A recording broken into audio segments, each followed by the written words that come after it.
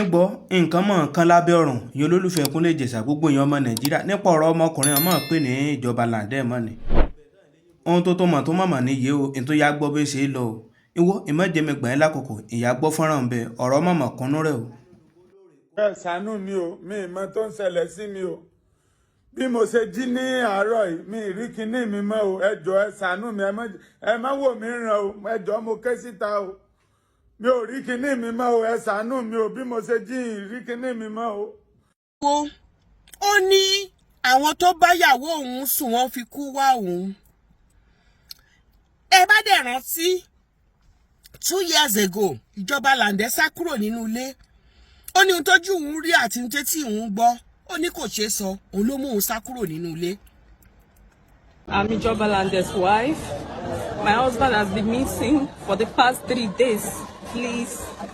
I don't know what to do. Àti jẹ́ta, ọkọ mi ti kúrò nílé látàlẹ́ jẹ́ta. Please, I don't know if you have any clue about him, if you see anything about him, if you notice anything about him before, please, you can contact me. You can send me message. He left his phone at home, so please, can you help me? I'm in station right now. I'm in station looking for him for the past 3 days now. Looking for him. Please, just shadow me and assist me. Ẹlẹ́kún èké, onírọ́ òṣì, ìyàwó òṣì, Igbólabí. Ayebo, ayeba, somebody call it popo. Akọtìléta obìnrin ẹlẹ́sẹ̀ ọ̀sìn méjì, obìnrin tó dalé làǹdẹ̀ rú leléyìí ó tó dayé ẹ̀rú leléyìí, onírọ́ ẹlẹ́kún egbére. Ìyàwó ẹ̀ bọ́ta ó ń pariwo ó ń ké pé kọ́ bọ̀ ń wọ ọkọ òun wọ́n bá wá ọkọ ẹ̀ inú igbó ló járí lọ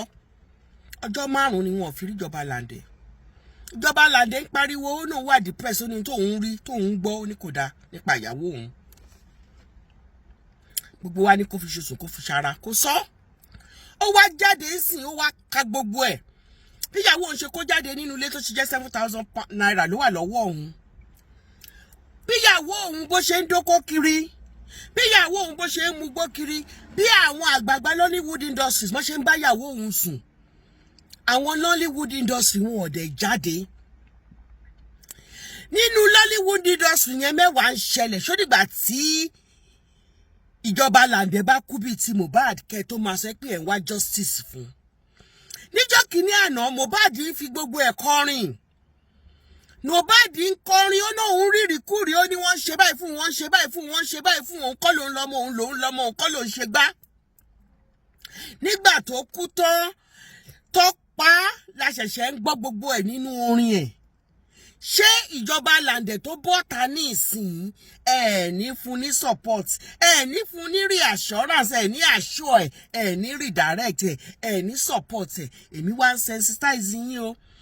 Nollywood industry ó dìgbà téèyàn bá kú kẹ́ wá máa fòkú ẹ̀ gba donation ìjọba làǹdẹ̀ ń pariwo ìjọba làǹdẹ̀ ń pariwo ìjọba làǹdẹ̀ ń pariwo ìjọba làǹdẹ̀ òde gbọ́dọ̀ kú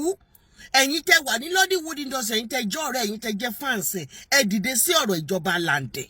ẹ má jẹ́ kí ìjọba làǹdẹ̀ kú ẹ má jẹ́ kọ́rọ̀ ẹ̀ kó dàbí ti Mohbad a rí àwọn nǹkan tó similar láàrin wọn àti ikú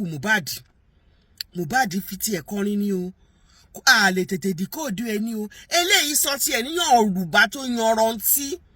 ẹ̀yin ọmọ Yorùbá ẹ má kàn tí ikún sí ẹ má jẹ́ kí ìjọba làǹdẹ̀ kó kún àwọn òkú tí wọ́n máa fi gba donation ẹ má jẹ́ kó kún àwọn òkú tí wọ́n máa fi gba donation àwí tiwa o Nollywood industry do the needful àpò mi rè ó dà. sí ààrẹ kí n láìkì rẹ̀ kí n kọ́mẹ́ǹtì rẹ̀ kí n jẹ́ kí fọ́nrán kan gbogbo ọmọ Nàìjíríà lára ń gbọ́ ìyára mi má bínú jáde bí mo ti wọlé ló yẹ kí n bọ ọ̀rọ̀ ló ká mi lára mo kí gbogbo èèyàn olólùfẹ́ Kúnlé Ìjẹ̀ṣà káàkiri àgbáyé